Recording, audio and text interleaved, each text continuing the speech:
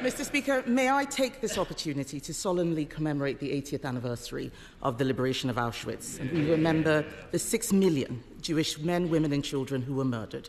The Holocaust stands as a unique evil in human history. Mr. Speaker, yesterday the Prime Minister set his growth test. He said if a policy is good for growth, the answer is yes. If it's not, the answer is no. This morning, the Chancellor embraced a series of Conservative policies. Although many are welcomed, they will take years to deliver.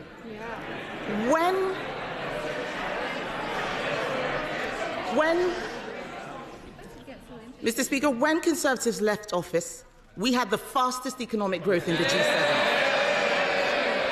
But what is the government doing for growth now? It's destroying it. Let's look at the employment bill. The government's own figures say it will cost business £5 billion a year. It clearly fails the Prime Minister's growth test. Will he drop it? Mr. Speaker, I think the proposition they left a golden inheritance was tested on the 4th of July, which is why they're standing there.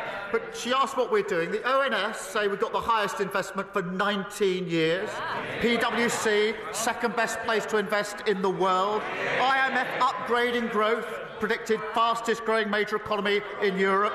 Wages up, inflation down. Mr. Speaker, there's more to do. We're reforming planning and regulation, building the new homes that we need, supporting a third runway at Heathrow. And as she admitted to the CBI in November, there's no point me just complaining about Labour, she said. It's obvious that we Conservatives lost the confidence of business. We're not taking lectures from them.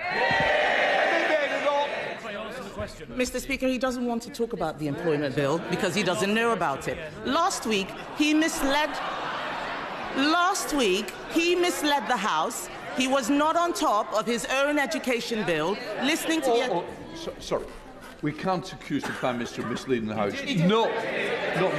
But he can't do it. I'm sure there's words that you would prefer to use.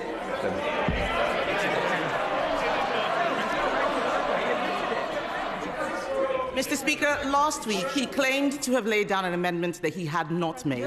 He doesn't know what is going on in here or out there. Last week, I spoke to a woman running a business in Exeter. She is terrified of taking on new staff. She is struggling to keep her head above water, dreading what this government will do next. She's not alone.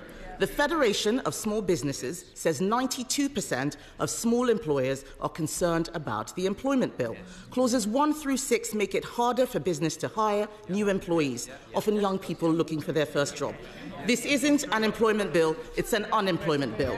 Given these clauses, will he drop his bill and show that he is not anti-growth? Mr. Speaker, we believe in giving people proper dignity and protection at work. That's why we're proud of our record supporting workers. They consistently vote against any protection for working people. And her consistent refrain is that there should be less. But, Mr. Speaker, we are driving growth on behalf of working people. Good work rights are consistent with growth, and every good business knows that. And on top of the planning reform, the building of the houses, supporting aviation, the Chancellor this morning spoke of the Oxford-Cambridge growth corridor, redeveloping Old Trafford and manufacturing at East Midlands Airport. We want to grow the economy. The only policy she's got is to shrink pensions. Mr. Speaker, all his ideas are the ones that we thought of. He needs to make sure that we deliver for growth now as well as the future. To grow our economy, we must get more people off sickness and welfare and into work. Clauses 8 and 9 of the unemployment bill take us in the opposite direction by increasing entitlements. His government itself estimates that these changes will increase business costs from £600 million to £1 billion a year in sick pay.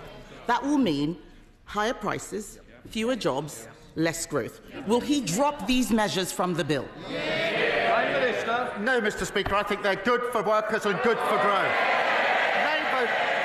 This is the same argument they made against the minimum wage and every protection for workers. And she says they're their ideas. Well, Mr. Speaker, she says she's in support of a third runway at Heathrow. Her shadow Transport Secretary says But it'd be calamitous. The Shadow Business Secretary is busy writing letters opposing airport expansion in his own backyard.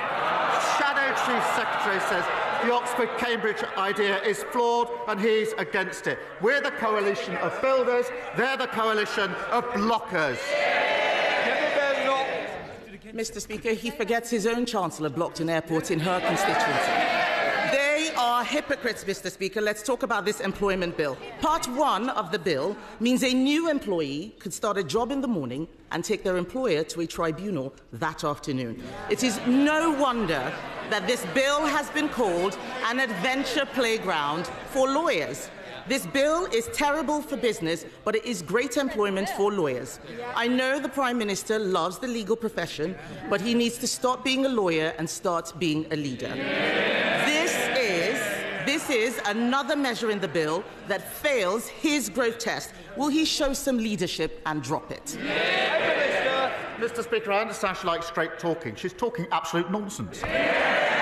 She knows, and anybody who understands anything about the bill or any employment law will know you can't start in the morning and go to the tribunal in the afternoon. Now, Mr. Speaker, we know she's not a lawyer. She's clearly not a leader. If she keeps on like this, she is going to be the next lettuce.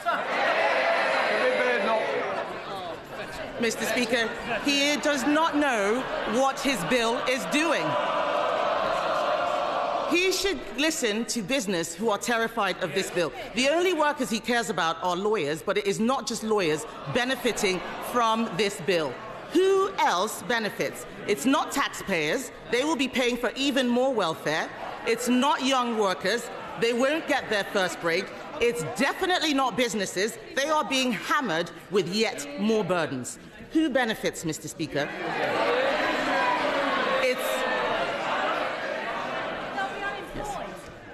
Who benefits? It's the trade unions. It's the trade unions. Part 4 of the unemployment bill, Part 4, they haven't read it, Part 4 of the unemployment bill is the biggest expansion of trade union powers for a generation. Exactly. Thank you. The public will have heard them cheer. Rather than deregulating for business who create growth, he's deregulating for the unions. Clause 61 alone reduces the notice period for strikes to just 1 week. Given strikes are catastrophic for growth, will he drop Part 4 of the bill? Mr. Speaker, it's good for working people and it's good for the economy. And she should keep up. The CBI have welcomed our positive steps this morning. Their quotes. The Chancellor's just given a brilliant speech on the economy, fixing the mess they left and growing our economy. CBI said they celebrate their positive leadership, a clear vision to kickstart our economy. That's the difference. We're growing the economy. They left it in a complete mess. Kemi Badenoch. Mr. Speaker, the arrogance of the Prime Minister is that he thinks that it's his government that creates growth. He's wrong. It is business that creates growth. Our economy is built by entrepreneurs, risk-takers, and the hard graft of working people. They know that you can't tax your way to growth. You can't borrow your way to growth. You can't legislate your way to growth. Other countries are serious about freeing business from red tape. President Trump is doing it in America. Argentina is taking a chainsaw to regulations. Even the EU is not going as far as this left-wing government. This bill will put us at the bottom of the pack. Add it to the jobs tax, the family business tax. It's no wonder wealth creators are fleeing Britain in droves. The Chancellor is desperately trying to save her reputation. She knows Labour have damaged growth. This bill manifestly fails the Prime Minister's own growth test. If he won't drop the unemployment bill, what is the point of his growth test?